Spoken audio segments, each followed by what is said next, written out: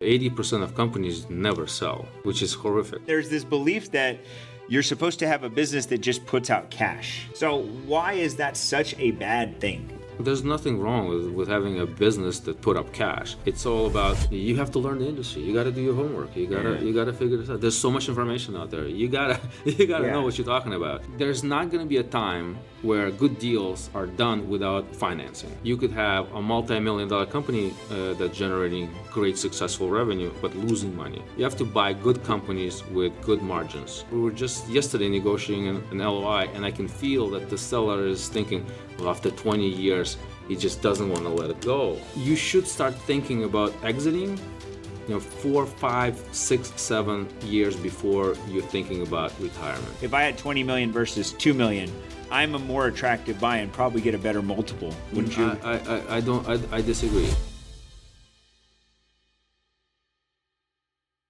What's going on, economy builders? This is David coming to you live again for Building Your Own Economy episode. And today we have a special guest. We'll be talking about mergers and acquisitions.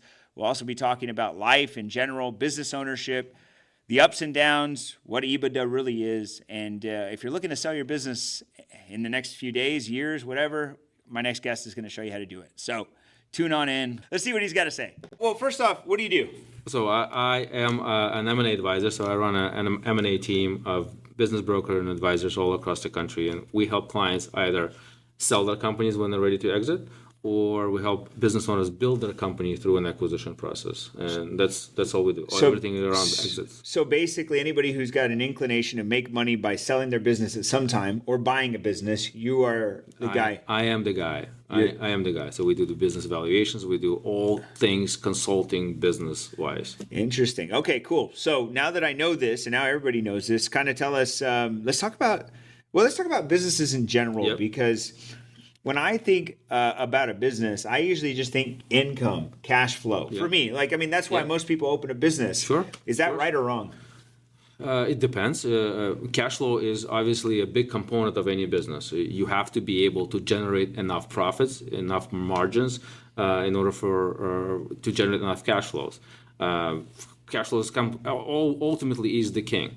Doing the business valuation, a lot of the business valuation is on the cash flow. How much money did you make for the past several years? What's the multiple of the cash that you generated over the past years? That's how you're going to get value. There's some companies that very asset rich and they have a lot of assets, and sometimes the value of its assets overwhelmingly the value of the company. But cash is the king. And sometimes I see way too many times people are looking more on competitors, or companies are looking at other companies without really understanding where they need to have their margins, where the SG&A needs to be, what kind of revenue needs to be generated, and what does that profit needs to look like. But let's go even more granular or even down, because the truth is like most businesses are not thinking any way you just said. Yep. Most businesses are not. But that doesn't mean that most businesses aren't profitable. Doesn't mean that. What I meant by thinking about cash flow and making money is I don't think anybody, or at least any new entrepreneur today, doesn't go into it thinking this is something I'm building to sell. I don't think most people think that way. And I think most people think I need to make money. Is that a good way to get into business? I think the statistics is 80% of companies never sell, which is horrific. Why is that? Well, a lot of the times is there's no planning involved in how do I go about actually selling a company. A lot of the business owners. But why would they if they don't have any money? I mean, like if they don't have any other plans, why would they want to sell? Right. Well, I mean, 96. I think statistics are at 96% of companies all around the country are less than $1 million in revenue. So, in general, companies are small. There's a lot of mom and pops firms, which is totally fine. But there's a lot of things that you could do in order to build equity in that business. And by equity, you mean the ability to sell it? Of course. Correct. Because most people don't think that way. I mean, I never thought that way. When I was buying into a business, I thought, this is my career. And I think a lot of people choose, because entrepreneurialism is a career. It's an addiction, right? And it's a drug that people get hooked on. And then there's this belief that you're supposed to have a business that just puts out cash. Yeah. That's what people believe. And so why is that such a bad thing? There's nothing wrong with having a business that put up cash. It's all about what you do with that cash when the business is generating. a lot of the business owners are using their companies as an ATM machine and just depleting every single dollar that comes in for their own lifestyle. And then when Well, that isn't that the point of a business? well, the point of the business is build value so you can sell. When I met with Adam Coffey, he opened up my eyes in a way that he sold the company, one of the companies he was CEO of. He sold 5 times. So the idea of that you have to sell your company once and then you retire or you die at some level. That's another big thing. I deal with business owners all the time. We were just yesterday negotiating an LOI, and I can feel that the seller is thinking, well, after 20 years, he just doesn't want to let it go. Well, nobody does. It's the baby, isn't it? I get it. I mean, it's letting go of a child. I think about a business as something that's very, it's tied to identity. Of course. Somebody builds their whole life, their whole career on this identity of I am this person. You're known as the plumber. You're known as the landscaper. You're known as the fitness person. You're not like you become known, and it's hard to get rid of that. So, well, you shouldn't get rid of it. You should grow it so that somebody else could take it on, and it should continue the life of it. Do you ever have to coach somebody through that concept? Like coach them through the idea, like, hey, you need to let go, bro. All the time. We had. One of the transactions I was a part of when I was just getting started in this professionally, we were selling an HVAC company. It was a good sized company. We were doing $15 million in revenue. Nice. I think he was 30 years plus in the business. He had the family members, the son and the daughter working in the company, and it was time. He was 78 or 77, 78 years old. He passed away a couple of years ago. I had a really good relationship with him. It took to the point where we signed the purchase agreement. We were getting a good offer, and we were negotiating the employment agreement. That's usually the last thing. We had to negotiate the employment agreement for a few years. He had to stay on and work. Yeah, he was staying on as an employee to make sure that the retention stayed and operations stayed in place. And there was millions of dollars in stake, and we were negotiating about $15,000 or $20,000 difference in the employment agreement. And literally, we had to have a conversation in his office and say that you will die in that chair if. We don't do this deal? Did he do it? He did do it. And did he hate you afterwards? No, we had a really great relationship. Usually, the people that spend the year or more of time working with us on that transition really become close. I could see that. Yeah. I mean, because you're really walking somebody away from something that, again, becomes their identity. I know that there's going to be a time when I have to make a decision to sell. Well, let's talk about that. And I know there's going to be a time. And, I've already thought about it many times. The problem wouldn't necessarily be, it's not about, am I ready? Is this the best time? That's the only thing that would come to my mind. Because is this the time to do it? Or is it the wrong time? Now, I guess that's like timing the market. Totally understand that. Well, not even timing the market. Let's talk about the accounting space, for example. Yep. Right?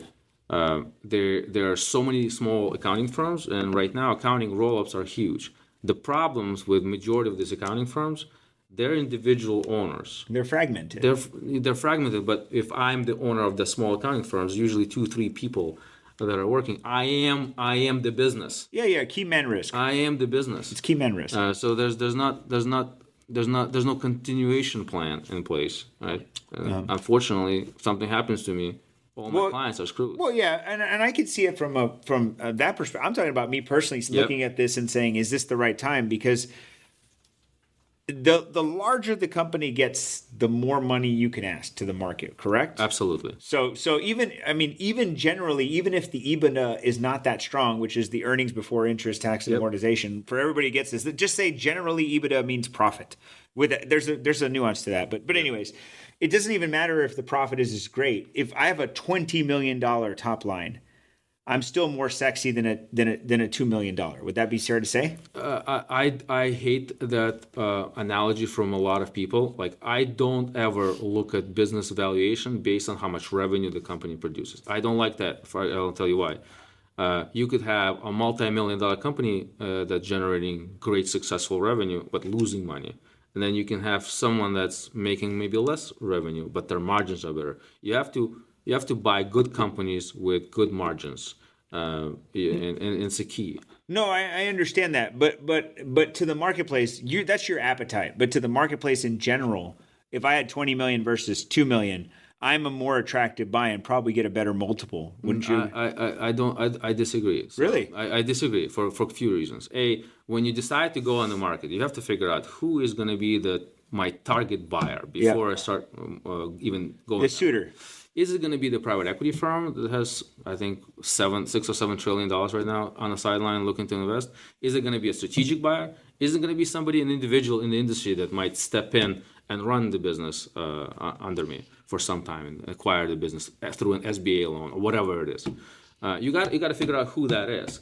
So in your situation that you're talking about, a $20 million revenue company that's obviously not producing enough income, that's most likely a strategic buyer.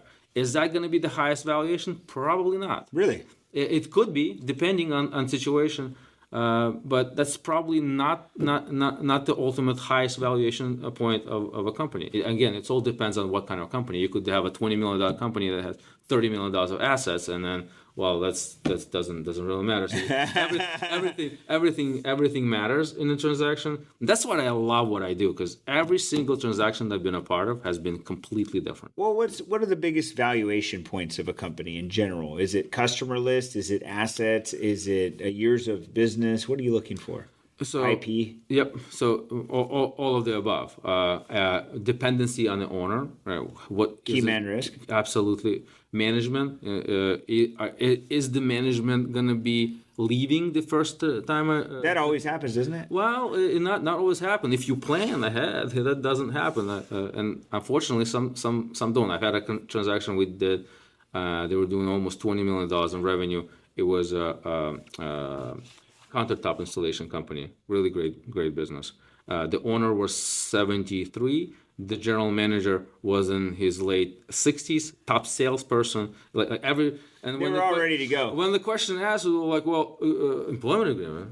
What do you mean, employment agreement? We're like we're just sticking around for the owner just so we can get this done." And then when he's done, they're done. So is that the highest valuation? No. Right? No, I could see that. Can you sell it? Absolutely. I mean, isn't that the highest valuation? But that's the number one risk with almost every business today is key man, isn't it? There's all kinds. Right? There's just a lot of different things. But I mean, you mentioned customer concentration, supplier concentration is huge. I'm selling right now. I have a transaction that I'm working on. It's a manufacturing company. Top 3 clients is almost 60% of revenue. Oh, okay. Yeah. So, that's a big deal. So there's ways that you can work on safeguarding those issues. Well, there's acquisition channels. There's the type of client, or like the number of clients that are associated with a portion of revenue. Yeah. There's key man. What is there's one more, I think, right? There's EBITDA. There's more than one. Well, yeah, but I'm talking about like back of a napkin kind of understanding of a company. I'm looking. Is the man or woman who runs the show, and then 100%. And then if that's not the case or is the case, then in the current book of business, who makes up most of the revenue? And if it's one player, you're like, well, there's a red flag. And then then you look at it and you're like, so what's the EBITDA? Yep. Well, and then you just look at those things and you say, okay, I'm willing to look at your deal. So when I'm assessing the company, things like customer concentration, vendor concentration, all of these things you can structure an offer to protect yourself as the buyer. Oh, of course. So a lot of it is I need to understand them, but a lot of the times I can structure around it. Things that I look for is the gross margin continuous? Like, are you hitting your gross margin properly? Are your revenues $10 million one year, $3 million next year, $15 million the other way? Are you project based? Are you a needs or are you a want kind of a business? Is this something that's going to be impacted by the next cycle in 4 years? It sounds so emotional. It's very emotional. Yeah, this sounds like, well, not because numbers are emotional. I say it in the sense that it's never going to be the same. It's all nuanced. So how 100%. do you truthfully, I know you do a lot of transactions. Yep. How do you become an expert in all these areas? I mean, not in the areas of business, because all business fundamentally is the same. I get that. But industries are different. Like margins would be different in industries. Suppliers would be different in industries. Yep. Customer base would be B2C versus B2B. Where's your niche? Where do you feel the strongest? I've sold and consulted companies in so many different industries. it doesn't really matter for me right now. If I take on a client that is in a completely left field business that I've never done, or one-off type of transaction. I mean, but do you want to do that? So from depends. If I'm doing acquisition for myself, then my whole idea and projection is how do I build the company through strategic acquisitions. This is what I'm good at. If I'm buying a company, I want to make sure that the company is in the need space, not in the want space, and I want to make sure that the industry is fragmented enough that there's a lot of opportunity for me to go out and buy additional companies, because my growth is going to be done through an acquisition. Give me an idea of a need versus want. Well, for example, if restaurants, great example. Every time there's a bad economy goes down, restaurants, boom, they go down. People start eating at home more, right? That's the want. If my roof is leaking, it's neat. There's only so much I can do. I ain't climbing on that ladder. I ain't doing that. What? No, no, people can live with a roof leak. They can't live without air conditioning. You know what I'm saying? Or a heater. Very true. And so that's a good point. Even in the point of HVAC, heating and air conditioning, if I'm buying a company, is it the one? Does this company specialize in new construction, or is this company specializing in reoccurring service maintenance work? Like even in the industries, like you gotta be able to look and see what is this a repeatable income? That's what I look for. And a lot of the accounting firms, they don't understand this option. I know you guys do a great job, but in general, accounting firms that I've seen, they do a lot of tax work, they do a lot of maybe bookkeeping, but they don't create processes for reoccurring. Well, I know you guys. No. But what we do is we call what you just mentioned is compliance work. Yep. And there are levels to that compliance work. You could go from as simple as filing a return, right, to doing bookkeeping, to doing quarterly things, to doing state level things, to doing CFO type work, right, payroll. There's all these nuances. Yep. The challenge that I see with the accounting space is the majority of those things are very low margin. Yep. So you have to find higher margin, higher value activities that you can perform for the MRR. Yep. And I feel like that's where the majority of them miss. They tackle these low hanging fruits because the majority of accountants are not sales driven. Yeah. They're service driven. Because if I put 20 accountants in this room right now and I said, by show of hands, how many of you believe you're a sales or service person? Raise your hand if you're sales. 2 of them. And then how many of you are service? Everybody puts 2 hands up. And they're like, yeah, that's me. I'm a service person. And then I'm like, I hate to break this to you, but you're actually a salesperson. And unfortunately, if all you had to do was service stuff, I would just tell you wouldn't be out of business. Right. So you have to make sales. Right. So how does somebody right now start positioning themselves, if they're in the accounting industry, for a sale? Or should they be thinking, how do I get big enough to acquire? Which one should they be thinking? It depends on where they are in their life. Ooh, that's a good position. Because everybody's in a different cycle. What's the cycles? Identify the cycles. My partner and mentor Adam Coffey wrote this article for Forbes called "The Rule of 130," and in that rule of 130, you take the 2-digit age. Okay, I'm 41. Yep, and then you add what the percentage of your business equity net worth is tied into your business, right? So if you have too much equity that's tied into your business, then you need to start thinking about diversification, just to get you thinking. So if you're in your 60s, 70s, 80s, and you have 100% of your business, this is all you got is over the time you build your equity. Then you need to start thinking. In my experience. You should start thinking about exiting 4, 5, 6, 7 years before you're thinking about retirement. So if you're in your 40s, in your 50s, and you're a go-getter and like, I want to grow through acquisition, phenomenal time to be in this space. It's also a great time to exit as well. You're always going to say that. Well, that's your thing, bro. Well... I'm kind of biased at that. You're like, it's kind of a good thing to sell. Well, I don't care. For me, for my industry, The bad times are fine. The great times are fine. It's when it's all leveled is not great. Nothing is moving. So. Well, right now, let's walk through my scenario, right? So I'm 41. I would say I have about 85% of my net worth tied to this business.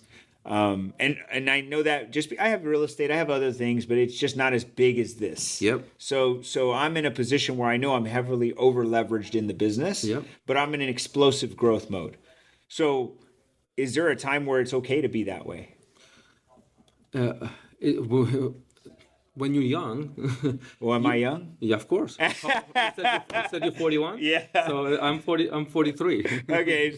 So then, we're real young, bro. We're real spring chickens. Honest truth. I mean, honestly, you have a lot of time to grow, and this is what I'm concentrating on now. Yeah. I want to grow through acquisition. This is a phenomenal time to grow through acquisition. There's so much money out there in the private equity world. You just got to be able to get to Would that. you ever say there's not money in the private equity world? Of course. When? There's no money in the private equity world, but When is there not? Is it when bond prices are better, or what? I mean, right now there's $7 trillion in dry powder, so that needs to be implemented. but how do we know there's $7 trillion? I mean, where do you get that figure? That's a publicly known figure. So the way that the private equity fund works is a 10-year fund. Okay, got it. You have 6 years to call your capital. Yep, So and then 4 years of farming. When you raise your money, you know how much money you have raised. So that's a known number. You have 6 years to call that capital. We had COVID. We had all kinds of recovery.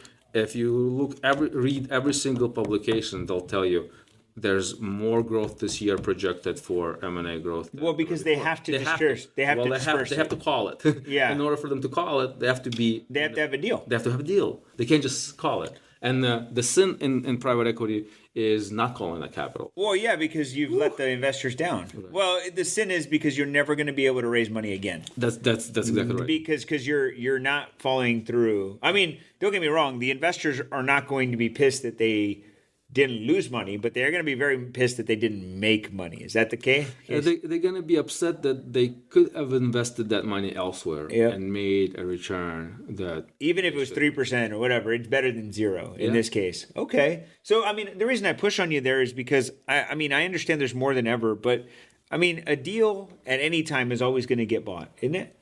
Like, I mean... Well, let's talk about it, for sure. There's not going to be a time where good deals are done without financing. That's true. There's just not. If the deal is without financing, it's not a great deal usually.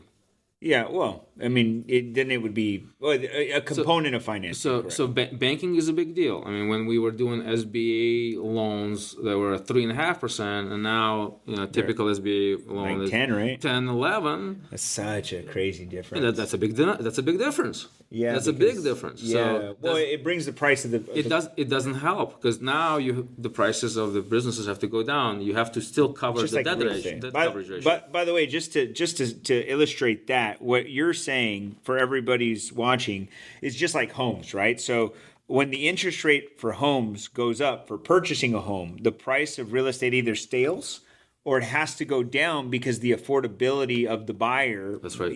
Buyers can't qualify anymore. Right. And it doesn't mean they can't qualify. It just means they don't want to take the risk. I mean, if I got 10%, shit, that's killing me. Yeah, that's doubling what that would look like. But I mean, when you compare it to a good time. Right. Well, yes. Yeah, if you know the good times, then it's shit. But the cash flows that the profits that the company is generating, it's supposed to service that debt. It has to service that debt. And there's certain debt coverage ratios that the bank requires. So now you either you're becoming seller financing. Now you are financing these transactions. You're discounting those transactions, or you're looking for something else. Or you're buying it, or you're seller financing, negotiating what do they call it? What's the term? They do it in real estate where you it's basically renegotiating before closing. But what do they call it? It's a renege or I'm not sure. There's a term, and it's like it's like a sin in the real estate world where you go to closing and you're like, by the way, this deal I needed about 100,000 less. But real estate, residential specifically, it's a lot quicker transaction. But I'm talking about commercial transactions. Right. Commercial transaction, well, it's the same situation. So what we're facing now, interest rate went up. now the value of the properties has to go up. Yeah, Because now we were looking at 3-cap deals. Yeah. It has to be 7, 8. I mean, you have to service the loan. Yeah, you got to service the note and So pay. what does that do for the business? Now the rent adjustment for the business has to go up. Yep. So now that business ain't that profitable no more, Yeah. right? So good times, bad times, it matters. So then, based on what you're saying, though, it's really not a great time to sell. It's a great time to sell when you have a lot of money and a lot of buyers, supply and demand. Right now, there's specifically if you over $1 million of EBITDA of profit.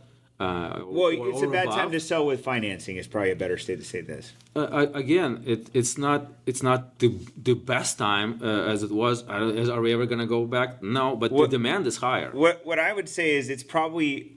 We have 80% of our deals under agreement right now. Well, yeah, but those are probably with larger buyers. I'm assuming these aren't. Some are individuals. Really? Yeah. Because that seems like a harder buy right now. The individual buy. Like for an example, if I wanted to go buy somebody and they want top dollar and I got to go borrow money at 10%, I probably won't be able to service the debt. So I'm probably either going to have to renegotiate or walk away from the deal. Well, the clients that we're working with, we doing that work ahead of time. So we doing the valuation. We making sure You're pricing in the 10? We pricing in the debt coverage ratio. And again, it all goes back to who is going to be the buyer of this business. Got it.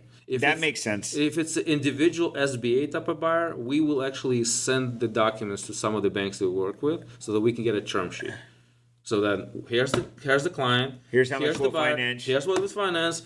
This is how much money you need. And now we sign know. here. and now we know how much we can get because they're going to underwrite it. You know, I always tell people when we're in any deal, right? Any deal, the bank is going to underwrite it harder than anyone. So you can do your own underwriting and you'll be okay. Yeah.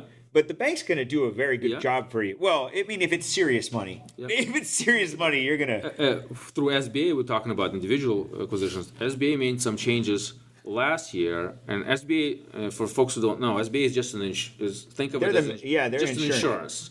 Because people think they don't lend I'm money. going to go to SBA and get the SBA ain't going to give you money. It's the bank that's going to give you money. Yeah. Every single bank out there says we do SBA lending. That's not true. SBA just guarantees the debt. This is just a guarantee. They guarantee 70 or 80% of the debt to the bank that lends the money. And that's why they make us put 20 or 30% down to hopefully cover the ratio. The bank is trying to make sure that they get whole. But also you pay the origination fee to the SBA, and they actually origination fee went up, I think, to a 3.5%. Don't quote me to that, which is a big deal. 3%. I think it's 3.5%. I mean, even just round it to 3 on $1 million deal, that's a $30,000 fee. Yeah. So and I think it was a huge jump. Again, don't quote me because I no, but I mean, but I believe it's 3.5%. Just so everybody gets that, you're talking about they roll it into the loan, so like you don't notice it, but you notice it. I mean, it's a lot of money. But you know, it's the price of doing. Well, no, you've got as long as the debt coverage works, and as long as you have a good company that has cash flow, it services the debt, and you have the experience. So the bank doesn't just look how much money you have for down payment. They also look at which people don't understand, but they also look a lot at your own experience, your own resume. You know, if you ran a restaurant or you're a chef at the restaurant, and now all of a sudden you're buying auto repair business, like what is your experience? You gotta. I get that. I get that all the time because a lot of people think that they could just go get loans to buy businesses, but the bank, you can pass all the financial tests, and the last one is character and experience. And if it requires you to know anything about the industry and you don't know shit about the industry, there's a very likelihood the bank's going to say, like, you're going to fail, and we don't want to take the risk. And you have to learn the industry. You got to do your homework. You got to figure this out. There's so much information out there. You gotta know what you're talking about. Yeah. And that's the thing I see a lot with buyers. They go start asking stupid questions to the bank, and that. You got to go to the bank. This is what I'm buying. This is what my deal is. This is what I'm looking for. That's my debt coverage ratio. Can you give me a loan? Yeah. You can't be asking them questions. Hold my hand while I'm going through this process. Well, I mean, this is interesting to me because I think that most bankers are stupid. I don't think most of them stupid. I think a lot of them maybe the ones I know. Sorry, bankers. A lot of them I've worked with a lot of great bankers, and I have a lot of good relationships with banks, and that's why some of my transactions are more successful because of this relationship. But a lot of the banks I see out there, they're just salespeople. So they might not be. That's what I mean. They might not be aware of what underwriting is doing, and I see a lot of inexperienced buyers. They go to their bank, where they bank it, and they think that they're going to help them. They're going to help them. They can't do shit. And they might be telling them that yes, we can help you, but they don't. They don't make the decisions. That's the problem. So you got to know. Like even there's some banks, they invest way too much money in one industry. They call the appetite, right? Exactly. And so they spread their appetite risk, and that's actually really regulated by what is it, FINRA or whatever. They manage that. They're like, your appetite, your ratios need to be here. They get audited on an annual basis to make sure that.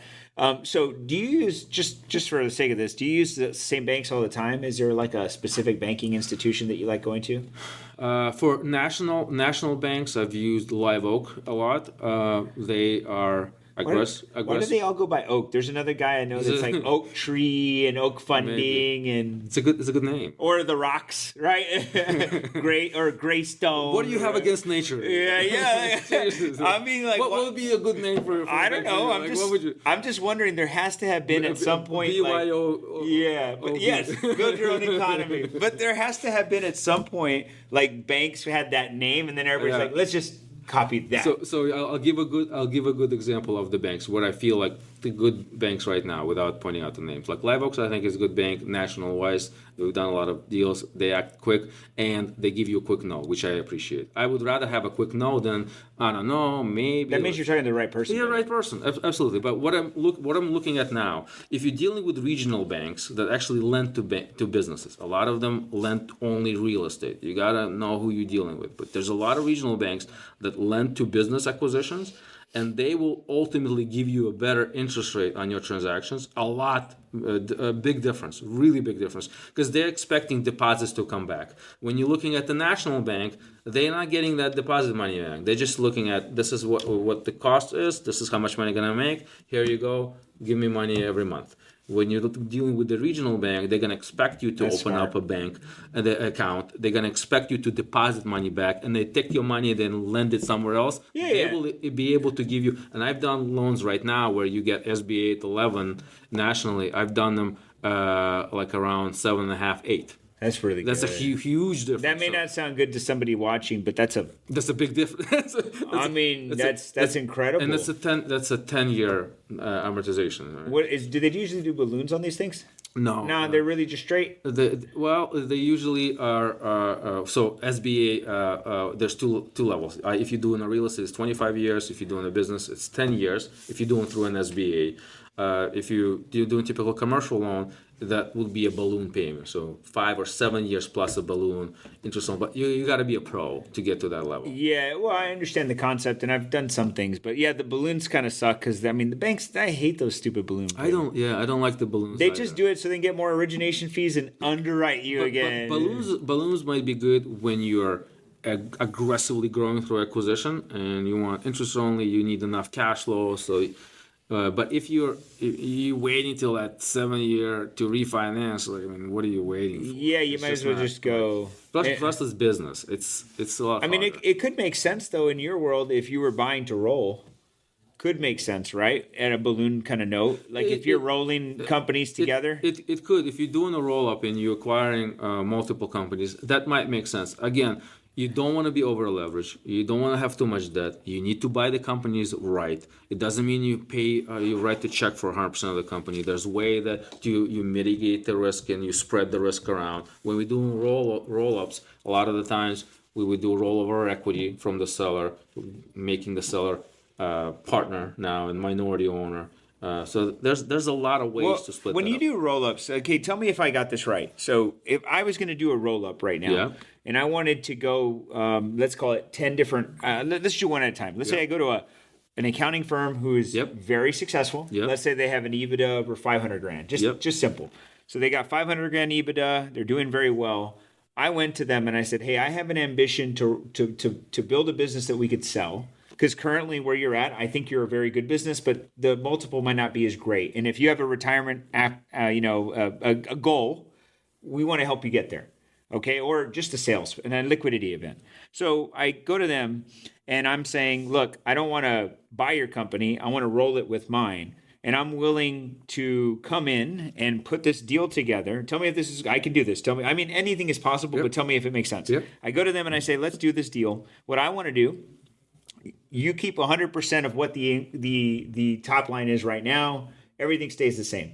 Let's put our resources together, and whenever we increase the value of this company together, I get to share in that, and I want 20% of that. Yeah. I get 20% of the business above this number. You get 100% below it.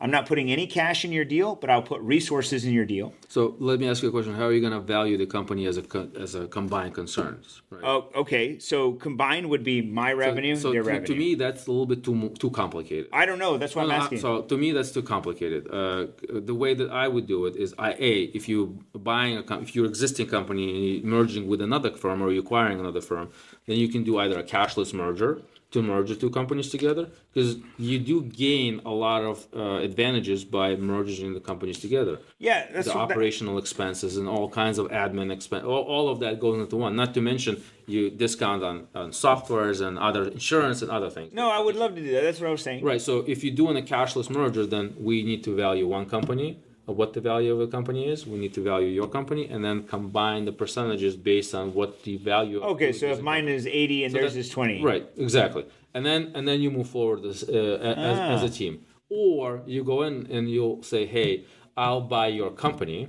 I'll buy 80% of the company, 70% of the company, and then I will take your ownership of your firm, and we'll roll that equity into the combined business, and that would be a smarter way of doing it. So explain that one more time. Let me make sure I get it. Yep. So if I'm on an accounting firm and I give you an offer, I'll buy 80% of your company, and 20% of your business. We roll over in the combined. But I have to exchange cash at this point, correct? You have to exchange cash. Yeah, like I'm going to buy. Yep. Okay. No, I was trying to do it without. Or you could do a cashless merger where let's value your business, let's value my business, let's agree on what our values are. Obviously, if I'm larger and I have more things, then I should be valued more. And then we combine those two entities together. Can you just keep doing that over and over and over again? Yeah. Diluting the percentage because of new ownership, but the valuation goes up, so it doesn't matter, right? It doesn't matter. What matters is your shareholder agreement with each other. You have to, everybody when they joined into an agreement have the same goals. In 12 months, 24 months, those goals change all the time. So you have to have really good concrete breakdown of how you separate, how you value, so that you don't interject with issues. I could see that. Okay. It's because I was trying to figure out a way to do this. And it's usually, you got two alpha, male, female characters. That's what I'm thinking. Well, somebody has to be in charge. The cleaner way is to buy, but I'm trying to figure out how to do this without buying, without putting any money. And I have a client that potentially we could be doing it still. 4 companies in the same industry, in similar industries, combining them all together. That because I see that being the best way to do it without money. Yeah, absolutely. Without money, absolutely. Because if you try to do it with money, then you've got all these. I mean, but the cleaner way is to buy. I mean, the cleaner way is just because But what happens to liabilities on those books, right? So there's also you got to be cautious of. Well, you assume that the two companies joining forces don't have debt. That makes things complicated a bit, but it's very doable. And this whole process is how do we build wealth so that we can get on the radars of those private equity firms.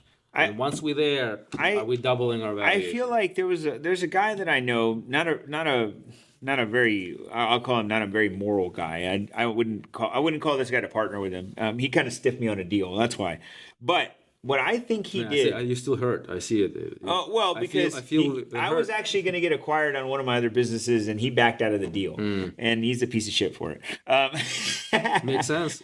But what I think he did, he went out and talked to a group of businesses. Yep. And I think he got a verbal commitment from them to acquire 20% or a certain percent of their business, but with no exchange of money and not even combining, just verbal commitments that he was going to go find a suitor and bring it and put it all together to sell to that suitor without ever actually doing the transaction. Like he never combined the companies. He never actually exchanged cash. He signed agreements with them just to let me get 20% if I can bring the valuation to this number. Is that something you've seen? Does that sound like it's possible? I don't know if he actually did that. So It kind of felt like it. Do I think it's possible? Maybe on some levels it's possible. It's highly unlikely. Okay. From my experience, that's not something that I've ever done or will do. It just doesn't make sense from my perspective. You have four different companies, four different people, everybody has their own thing. As long as if we can get them all together in one, and that's a whole different. The reason that I think he did it is because he had somebody willing to bring the cash to the deal. So Yeah. I think he was actually just going out and saying, "Hey, I got somebody who's kind of a dumb money guy." You know what? I don't believe in that. I don't believe in dumb money guys. You look. Well, I do because I know there's some level of that. Well, there's repercussions that are coming out now because of it. Yeah. They file for bankruptcy and everything. I see. Like that's what I think he did, and I'm like, man, is that possible to go do that? Now I'm not trying to go to the bankruptcy part, Yeah. But what he did is he found a guy who had a lot of cash, and it wasn't him. He was managing a lot of cash. He got this guy to believe in the idea of funding this opportunity, and he went and got all these guys. It was in the paycheck business, paycheck cashing business, and he put them all together. I know he did, and he made a shit ton of money. And I was like, dude, but it was right in COVID, so there was cheap money. So I'm assuming that's what happened. I don't know. COVID had a lot of money out there, and there's going to be a lot of repercussion now from it, especially the EIDL loans. Yeah. EIDL loans. I think, SBA is not disclosing, but I think the rate hike of their upfront fees that they charge on the loans went up because they need funding to cover the debt. Cover some of that debt. So I think there's going to be a repercussion of that. I look at tax returns every single day from business clients, and I've seen EIDL loans numbers and what those loans could look like, and some businesses probably had no need of gaining such a loan. So I think there's still it is funny that you say that because I still own an insurance agency, but great business. Yeah. And so during COVID, I got an EIDL for like $150,000. I didn't even need the money. It was just dumb. Like I shouldn't have done it, right? And so recently, about a year and a half ago, I sold a piece of it away. Like I sold a book. And the first thing I did is I had to pay off that debt, right? Which was dumb because I didn't even need the money. So I just paid off the debt. I still cash flowed on the deal because it was a good deal. But it made me think, man, how many businesses are going to go through what I just went through, but are really trying to exit? And it's going to kick them in the nuts. Like they can't even sell because... Well, in general, you have to understand, and that's what we do when we do evaluation on the company. We don't give you a number. Here you go, here's a number. We tell you what your proceeds going to look like so that you understand what you're going to be walking away with before tax. And then we send you off to an accountant, hopefully the one who knows how to calculate appropriate capital gains for you as an individual. But there's so much that's coming out. We need to talk about working capital. We need to talk about liabilities on your book. You like what if I give you a number? What is it going to do to you?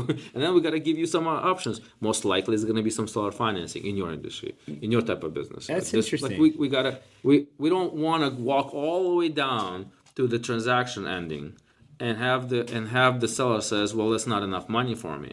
You know what you said right now about having an accountant who understands this, and this is funny because there are ways to avoid having to pay capital gains, and one of them being how you structure the purchase agreement, because the purchase agreement doesn't, if they don't structure it right, you could just be purchasing a business, and sometimes what I've seen is they neglect to include inventory, furniture and fixtures, any assets. I've just seen straight purchase agreements. And because you neglect those things, then all proceeds become capital gains.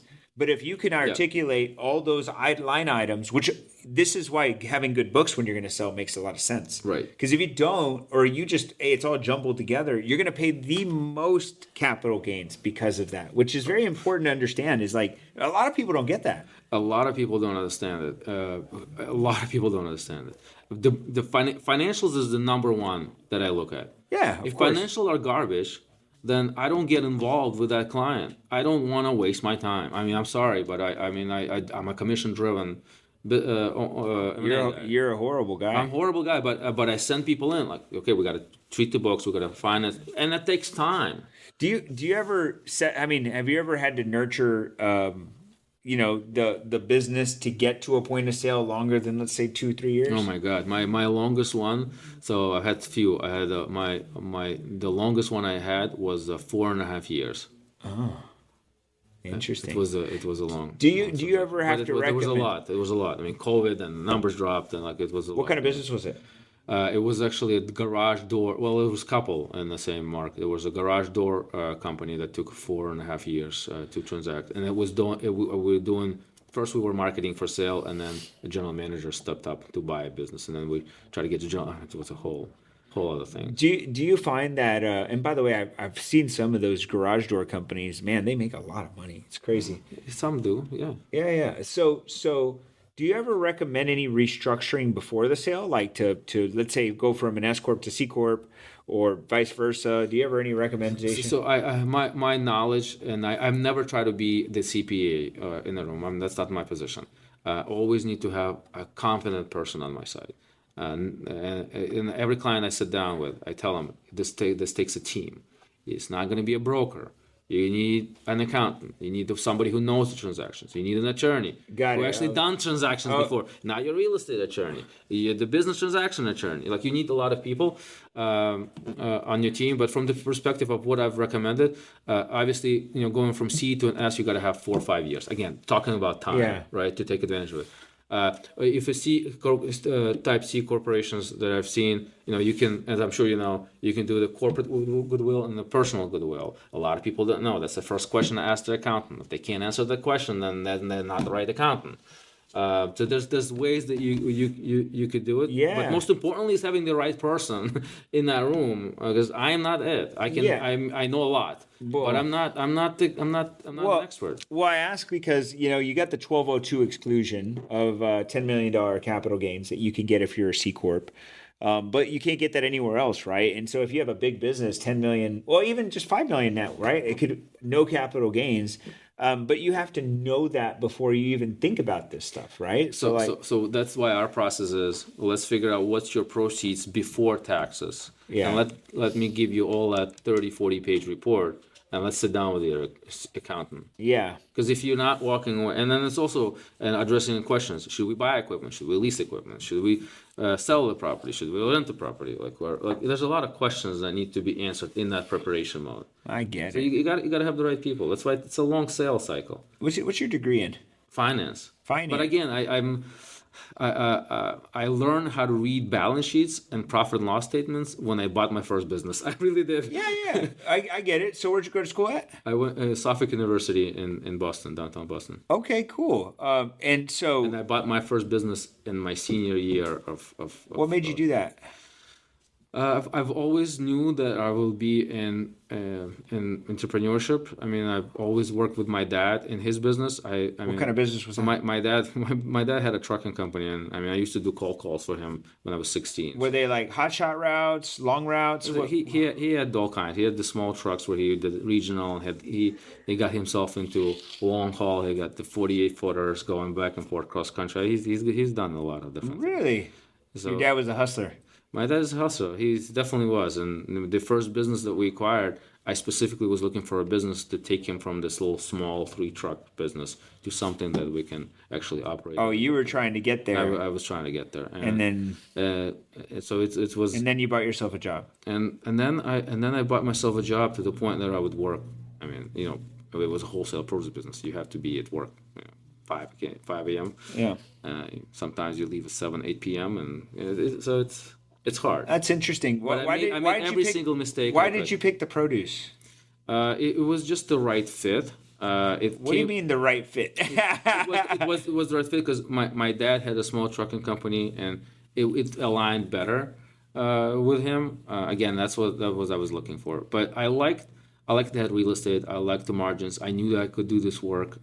It was a 90 or 85-year-old business, so there was a lot of. Is it still running today? No. You ran it into the ground? No, I almost did a couple times. I got to tell you, I've had several instances when I didn't know how to cover my payroll. Sure. Okay. So you sold it when? 10 years, 11 years ago. So I've been doing this. I started doing this professionally 11 years ago. Okay. I joined ROI as a broker 11 years ago, and I was one of the top producers 2 years in, and then What's ROI stand for? It just stands for return on investment, but You said you joined ROI, all right? You know what I meant. Calm down, man. Let's get a water here. So let's just continue a little bit more. So, you're in this business because you're in this ROI thing. What's ROI stand for besides return on investment? So it's the name of the company, ROI Advisors Inc. And it was founded in 1997. ROI as a company was founded in 1997. It used to be Relocation Outsource Inc. It was founded by my partner who I bought the company from, Gary Rayberg. And he used to do relocation outsource. He used to have a moving company, and he would do relocation outsource for big executives.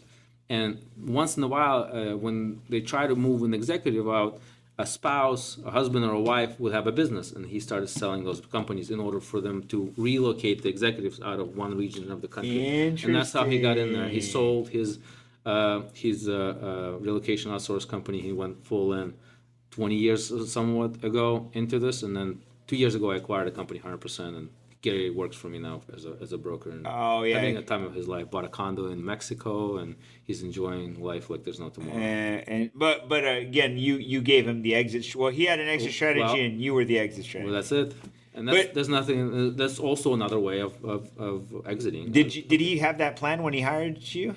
I don't think that plan existed when he hired me, but I was one of the top producers, and I'm a hustler. And do you have a big group? There was the only way for him to keep me, if I'm honest. Are you still with is there a group of you guys, or just you and him? No. So there's about 9-10 of us in the firm. We have folks all the way on the West Coast, on the East Coast, in North Carolina, in Texas, in all New York. virtual. COVID was great for that particular purpose, moving us all into virtual, and that actually allowed me clients are a lot more acceptable of a Zoom meeting, and we start growing nationally, because why wouldn't we? We now could definitely do. Where are you based at again, for everybody to Boston. know? So we're in Boston, Massachusetts. It's a cool city. I've been there once, like 20 years ago. Well, you got to come. See, I went all the way out here to the southern tip of Texas. You missed the rocket launch by a day. The Elon Musk just launched yesterday. Yeah. And they caught it with the little chopsticks and everything. Literally, you could have seen it right outside the door. So it's you barely missed it, man. Well, I got to come back for the next. I'm sure Elon's. I got to align it for the next time. Elon's down the street, man. We're about 45 minutes from his base. Well, this is a cool place, cool setup you got. I wanted to look at it. You coming to vet me, huh? You know what? This is part of the relationship. You can't. With all my clients, I go meet them. In general, you got to meet people. You got to feel where they're at. Let's talk about relationships. So part of building your own economy, to me, is building relationships. Agreed. So talk to me about like your style of building relationships. Obviously, you're committed. You showed up here. So what do you think relationship? What does a relationship mean to you? In general, like if you let's put it in the context of business, what do you believe a relationship looks like? The relationship to me in business is how much value can you provide, and I'll explain. I've been networking for a long time, and it never kicked into referrals until I figured out that I have to be the one providing the referrals. When you provide referrals, when you reciprocate, that's when you start getting give first. You got to give, and that's every conversation I have with a client, with a prospect, with a partner. What can I bring to the table to help with anything that's possible? That's how you build a relationship. And you can't expect to build a relationship over a Zoom or a phone. Obviously that helps. Obviously that's great. But you gotta pick your butt, and you gotta go. I mean, I have a lot of stuff going on right now. It sounds like it. I have a lot of stuff going on right now. This month has been amazing in terms of new deals coming in and transaction closing. But I wanted to make sure that I come here and I see you in person, because it's important. I want to be in your office. I want to see your team. So do you think that you're looking at me as somebody you would like to take from an accounting firm standpoint, or because of the network that I have? In general, I think what you've accomplished is amazing. I think that your network and your direction on where you're heading is really interesting. I think there's a lot of opportunity in the stuff that you're doing that I think I can bring a lot of value to as well. Again, I believe that. How do I build value in this? And I think there's a lot of things that we can do together, and I'm sure we will. Well, let's talk about it. What's one of the things we can do? Well, I think there's a lot of opportunity that could be provided to your team in terms of helping those clients and business owners on a consulting, reoccurring revenue basis, help them manage their exit expectations, because that's not happening ever anywhere. I think there's an opportunity. I think there's opportunity for us to look at potential doing roll-ups and acquisitions in different types of industries, and maybe in accounting. I think there's a lot of things that potentially we could do. So I shared with you about my ambitions with our software company Yep. and the meetings of people. Yep. Have you ever done a software acquisition? No. Never? Okay. Well, I worked in the software acquisition. I've never done a software acquisition, but you're not a software company, right? You are a reoccurring revenue company, and that's different. I don't like companies that are losing money. And, Yeah. Well, no shit. well, I mean, there's a lot of great companies that are losing money. And Uber for as long as it's been in existence, and Well, Amazon until lost for 17 right. for 17 and, years. and that's great for Amazon. But typically, from my perspective, I don't value the companies based on how much money they're able to raise in capital. Of I course. value the company on what's the potential of cash flow that it's producing, and Of it has course. to be cash flow positive. Yeah, of course. So I think as a platform, as a software, as a unique point of software is a big point. That I think that gets highest valuations, Mark, when you have your own software and your own systems instead of you renting it somewhere else. Yeah. So what I'm getting at is, do you feel like software in general always get higher valuations? Well, software in general, I guess, valuations are different. You have to think about it differently from the specifically software perspective. You have software companies that their valuation is based on what was the last round of debt that they raised. Okay. Right. So, but the way I'm talking about valuation is what that exit opportunity is potentially, and how can we drive that value forward. Well, that's what I'm talking about. I'm not talking about how much Silicon Valley exactly. will value it. I'm actually just talking about if we were valuing it at in just general. So you're saying, just so I'm clear, you wouldn't even treat a software company as having a better than EBITDA valuation. Well, software company as a industry, you don't have a lot of overhead expenses in terms of you don't have infrastructure a lot of the times. Once you get to the point of covering your operating expense, it's money. Come in, baby. There becomes a point of economy of scales. That's right. There becomes that point, right? But I mean, there are companies that don't. But it's also who you services, and I think the clients the types of clients that you're servicing. I mean, for me, I would find it incredibly useful if we are able to work together, and I have a client who says, "Hey, I'm really looking for this type of a business in this industry," and you can set out feeder out, to all your clients, like, hey, this is the potential buyer that have been vetted, that we have all of these things. This is what you're looking for. If you have working with somebody on your exit planning. That's a very good idea. I never thought about it like that. What you just put in my head right there, I never thought about. I mean, maybe I kind of did, but I didn't. But if you're really putting it in that perspective, the way I see it is that's where I see the value. Well, it's because and that's where the buyers will see the value. Well, I knew that. Like when I started to put this together, I thought about like who really sees the value in what we're doing. But we add so much value to the advisor, but then there's the network, and then there's the power. So. But that's how I'm valuing it. See, I'm not valuing it based on what you're generating. I'm basing it on who's utilizing the system, which I think gives the ultimate value here. And then I'm thinking about, well, who's going to be the buyer? Every single client I work with, who's going to buy you? We want to figure out who's going to be the buyer that's going to ultimately do the acquisition, make that reality. And looking at the type of businesses that you work with, I think that's the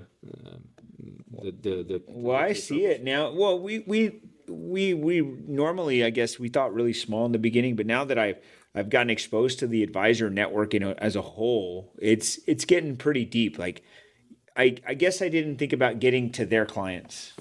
And I'm saying stealing clients. No. I'm just saying that this provides again all of your user ability to add more services that are really needed. No, that's what I mean. The clients really are asking these things. I'm not trying to get to their clients in a negative way. I mean, like, I get it. Like, I mean, I've been approached by clients in my sector right now that come to me and say, David, I want to get out of my business. I've got to, I want to sell. I've had people come to me like that. So I never thought, like, everybody else must be getting the same shit. Like, all advisors are going to get this. Of course. Well, who do you go if you want a business? Who are you going to ask? It's true. You ain't going to ask your friends or your coworkers. No, they will, but they ain't going to tell you shit. Well, true. But you're not going to talk to your coworkers. God forbid you're thinking about exiting. Yeah, you can't tell your team. You can't tell your team. So who are you going to talk to? Who's the next person in the team? I never thought about that. Yeah, you can't tell your team. Who are you going to talk to? I mean, are you going to tell Alex if you want to sell? No, he's going to start thinking about joining my team. But I already told him. I already told them all. We're all selling. Yeah, we're all selling. Well, because which is also like there's a good way and the bad way of handling things. Well, I could see if I was 65 and all my team's been with me for 40 years, and I'm like, I better not tell these guys. Yeah, but usually that's the person that you're most comfortable with. You shared a lot of different secrets with your accountants, and they know you personally. And that's usually the person you want to talk to. Sometimes the accountants and the CPAs, they don't know what to advise on that front. So I think bringing those tools to the accountants to monetize and help their clients, I mean, that's the best. Well, I mean, you solve a major problem. The problem is there. I didn't think of that. That's such a good way to think about it. So for our audience, what we're really discussing is that our advisor network through Tax Maverick serves thousands of clients across this country, and most of which are independent, owners of business. They're entrepreneurial spirited people, and they may have a ambition to sell, and they may have a trusted advisor, which is their accountant, and they may say, hey, what do I do? And 99% of the accountants out there are not going to know what to do. And it's not because they're stupid. It's ignorance, meaning an unknowing. And they would hate to give bad advice. And so in most cases, they may not even give anything. They may just say, hey, that's not something I do. But if we could provide that to them and say, hey, this is somebody we can introduce you to that could help you and your client get to that level, I think that's a very, very... And a lot of the time, the accountants are... not all, but some thinking about losing their client, exiting, and that's what we tell our client. When we help you sell your business, we put you out of business. You have to be comfortable with the idea that we put you out of business. That means for some accountants, if they're not the ones who are helping with that transition, they will lose that client ultimately in that transaction. One of the things that I heard from somebody who had an exit, I know this guy who had about a $40 million exit. The one thing that he told me that he said sucked after he sold, he goes, this is the biggest payday of my life. The next day he was saying, well, now I have no cash flow. Right. Because that's the scariest thing. He said it was the scariest feeling in the world. Because he was like, the reason I got so much money is because I had $1 million a month deposited in my account. Yeah. And now I have nothing. There is, in every single transaction, there's always a time when the seller starts asking questions and demanding things that is unreasonable, and there's a doubt in his head right now, or her head, that they not want to go forward with this. There's always that moment. And so you got to plan. You got to talk to a financial advisor. You got to be comfortable with your financial situation. Well, you have to know what's next. Yeah. If they don't have a what's next. You know what? That's one of the questions in our when we list in our processes. What's next? We ask them. We have to be able to get answer to that question. What's next? Yeah, because if you don't have a what's next in your life, if your ambitions is just, if you think that the only reason you're exiting is for money, you probably won't go through that transaction because life's going to suck. Right. But it also could be the best opportunity for you to, take some chips off the table so that you're not playing with the whole pot.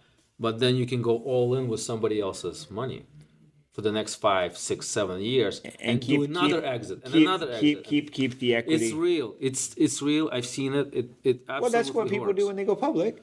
That's what founders do. When they go public, they're taking chips off the table. Yeah, but everybody that has $1 million of EBITDA or has the potential to get to $1 million of EBITDA is able to go through the process of selling majority of their company, still being the minority or 20, 30 or and, something like that. And then 20, 30%, and then go all the way to 4 or 5 years and exit again and get another bite of the apple with somebody else's money, not risking your pot. Because what happens a lot of the times with the sellers, they get to the point where they're comfortable. They make enough cash flow. They're doing great. But now, if they want to do better, they got to invest the money again. And they're like, oh, I don't know if I want to put money in.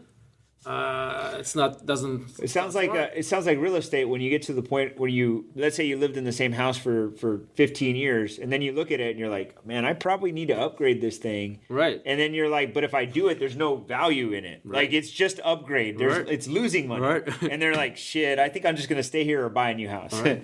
Right, and that's absolutely. Or again, no strategy. Buying new trucks, and I'm gonna put mine. Or I love this one, especially the one folks in construction. I'm not gonna pay taxes, so I'm gonna buy equipment. Yeah, but you put yourself in debt. But like you're buying equipment.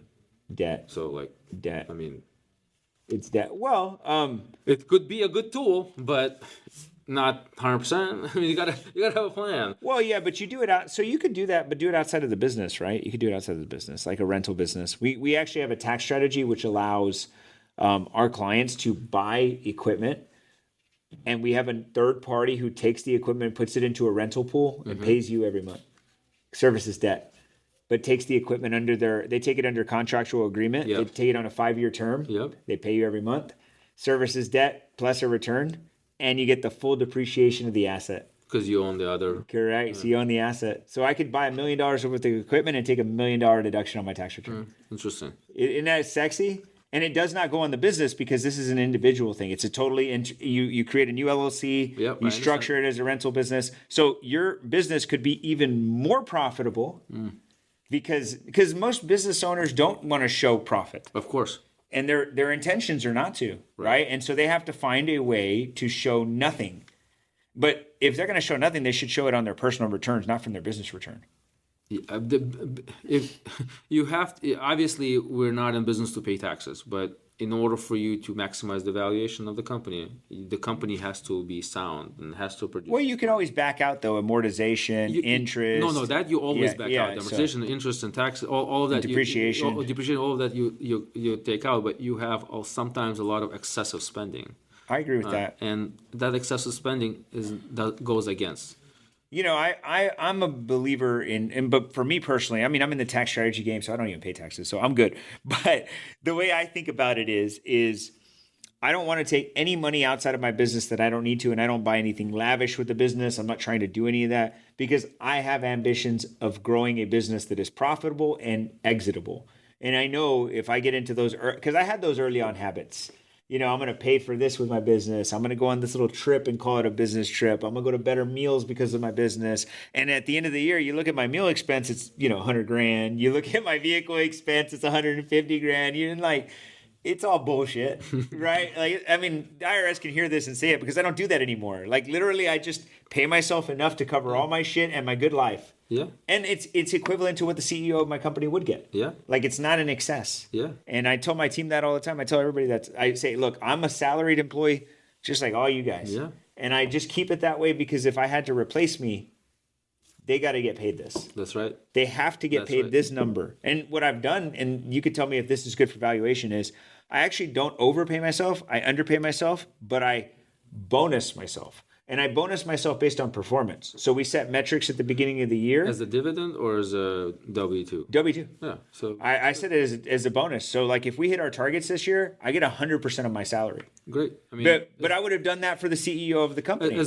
When we're doing the adjusted EBITDA, we're looking at this from the perspective of a new buyer. New buyers. They have to put somebody there. And usually they're going to put you back in there for at least some period of time. And I'm going to tell them, pay me the same thing. Pay me the same thing. Because I'm fair. Otherwise, and that's what I'm dealing with right now. If you agree on $250,000 and now you want $350,000, well, you just knock down your EBITDA by $100,000. Whatever the multiple you use, yeah, you just wasted $400,000 or $500,000. You could say, Well, the seller or buyer could say, "I could give you 350, but I'm going to actually lower the." Well, that's why we do it all up front. This is what you're gonna pay me. This is what this rent's gonna look like.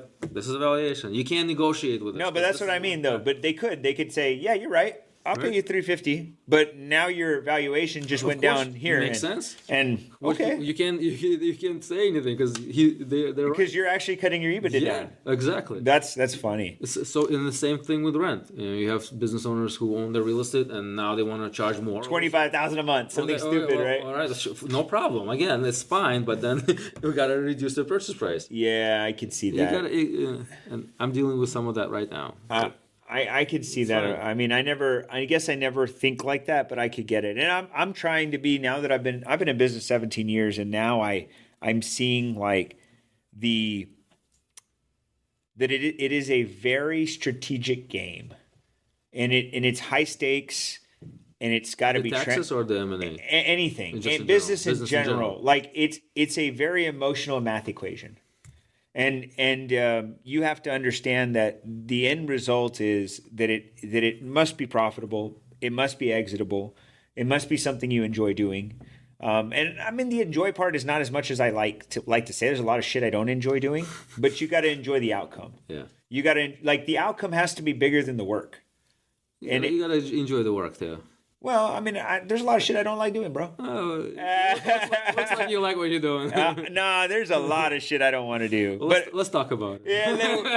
Yeah, we could surely talk about it. What I enjoy doing, I get to do maybe 30% of the time. Yeah. The other 70% is the shit I don't want to do, but are required. Yeah. They're the required stuff. And I believe the things that you must do are the things that you must do.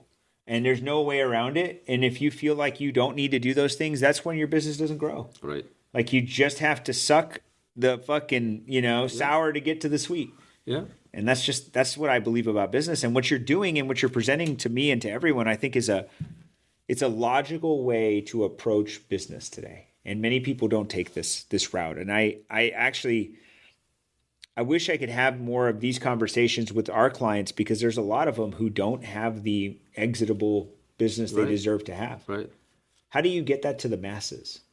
Well, you just gotta have a conversation. I mean, when I started 11 years ago, I would have to explain to every single prospect what I do for a living. As business broker wasn't, or mergers and acquisition in general wasn't as normal as it is now. Well, because it's popularized now. It's now popularized, so there's a lot more information out there. People are sometimes looking at wrong information, which is a lot of it. I would imagine that there's a lot of misinformation there's out tons. there. There's Well, I a mean, ton. because but again, it's an emotional math equation. And if every business believes they're worth more than they are, Right. because it's your child. Your child's the best kid in Yes. the world. Right. For sure. They do nothing wrong. For sure. For sure. Do you have kids? Yeah, I have two boys. How old? I have a 17-year-old who's going to be 18-year-old. Dude, you had a kid very young, huh? I did everything young, but it's okay. What about Okay, you? How about drugs? Same. I didn't have time for drugs. Oh, wait, how old is the second one, though? You're 17 and... He's 13, 14. He's. Oh, wow. So you're a few years away from them coming out of the house. I'm waiting. Will things change for you if they do leave? Would you relocate? Would you I think downsize? so. Would you? I think I would relocate. Where for would you sure. go? Dallas? I would go to a red state. Probably just makes more sense. Dallas, Florida? I like Dallas because you can fly out of Dallas easily. I love that too. Dallas, and so Dallas has been great. I like Florida. I mean, I like New Hampshire. It doesn't matter. Is New Hampshire red? Yeah. I would imagine so. It's rich people. New Hampshire's getting a lot of the values of real estate and businesses also. Well, it's a beautiful place. beautiful place. And that makes sense. Okay, But I so want to be everywhere. I mean, I want to open up an office in Orlando this year, and we want but what's the point of having an office in a city for you? What is it? Just for your sake? It's not even the office. I want to have presence. Is it like a flex? It's not a flex. It's have somebody on the ground. You have to, like, again, this is personal business. I have to be personal. You have to be with people, and you build relationships in your demographic. Well, yeah, because you're handling the most precious asset that a person owns, which is Right. their business. Besides their family, I mean, the secondary is my baby business. That's right. So that makes sense. Do you have kids? No, I don't. I don't. I mean, I'm married, but no kids. We're very close. Let's just say that. Good. I guess at this age, at 41, I'm like, man, probably got to do this. You got this. Yeah, I'm ready. It's funny that you asked me this question, and like I'll just share perspective. Is for many years I was more so in the mindset that when I had children, I wanted to be able to provide. Yeah. But the honest truth is, I probably could have done this the whole time. It's just more so like this scarcity thoughts that I go through. There's no right or wrong. There is not. You do it when you're ready, when it makes sense for you. Yeah, I get it. But I mean, it's just that's why I always was like, hey, we need to just like continue to build, continue to do these things. That's when I'd have a conversation with my wife, and my wife and I are on the same page. Like, this is what we've been planning. Yeah. So the plan is going through. It's just now that I look at it, what's interesting to me is guys like yourself, or even friends that I went to high school with, their kids are already in college and shit. I'm like, I'm going through the nightmare right now. No, that's not a nightmare because you've got freedom in like 5 years. I don't know. I don't know about that. Well, the bills never stop, but the somehow they're getting more. But the kids, at least they're not at the house. At least now you can travel and do the things like what I'm committing to when you have a baby. In my opinion, is going to be like, well, yep. I've got a lot more responsibilities. Yeah. You handle your responsibilities well. I'm sure I'll be okay. I'm excited. I just start thinking about all the things that are going to change for me, and probably how much more driven I'll become. Yeah, I'm sure of it. Yeah, I'm sure of it. The 100%. the ambition changes. So, if somebody wanted to reach out to you, how do they find you? So I'm trying to be everywhere recently. LinkedIn, Instagram. What are the handles or the? Denis Mez is pretty much everywhere. Mezh. There's not a lot of people with my last name. So what nationality are you? So I was born in Ukraine and immigrated to the United States when I was 13. Ukraine. Interesting. So what do you think about that now that I got you? What do you think about this? You have to put me on record. I think it's just sad how many people are dying, and I'm so grateful for my parents who decided to leave a country that they knew, a language that they were accustomed to, and travel hell know how many miles, 3,500, 4,000 miles away to a place that didn't even know where they were going. So I'm extremely grateful. I think I'm more grateful than most people. Well, I always say immigrants are always 100%. the most appreciative 100%. people. I'm very appreciative, very proud. What I think was going on with Ukraine and Russia, it's very sad. We immigrated when the country was one, and now who do you believe? Which side do you go by? Who cares? People are dying. It's time to stop this shit. Do you think that us funding this is a good idea? I don't think it is. I mean, again, I can only give you my honest opinion. I want you to. I don't think it's a good tactic to just continue funding. Doesn't look like it worked. I mean, it worked at some extent. Well, it's working for our Defense Department.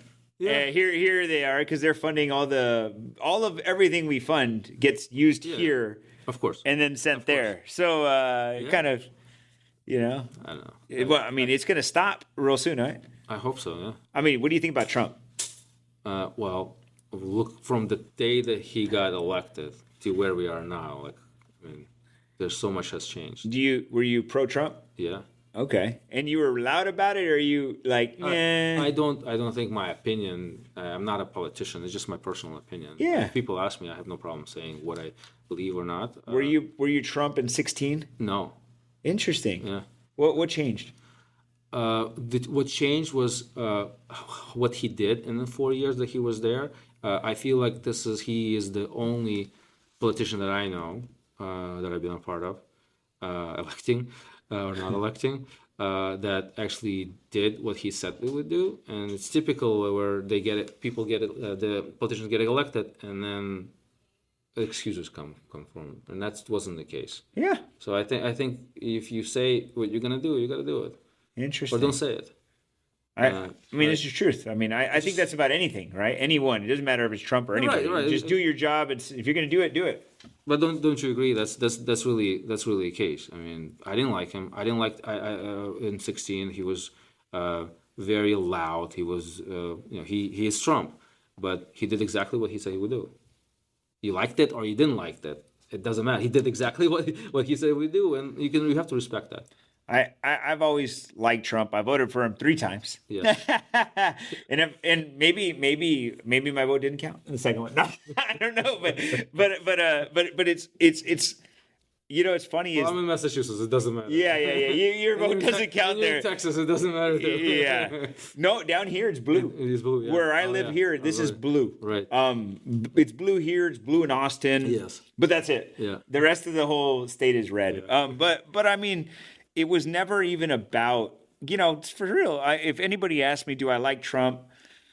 I think he's annoying. But because he just rambles about bullshit all day, but I think he's a gangster. Yeah. Like at least he's real. That's what made me like him the most. It's just because he's real. Like, I don't think he has anything to hide from us. I think if he wasn't afraid of going to jail because if he says anything stupid, but if he wasn't, I think you could call him up and be like, "Hey man, so did you sleep with that chick?"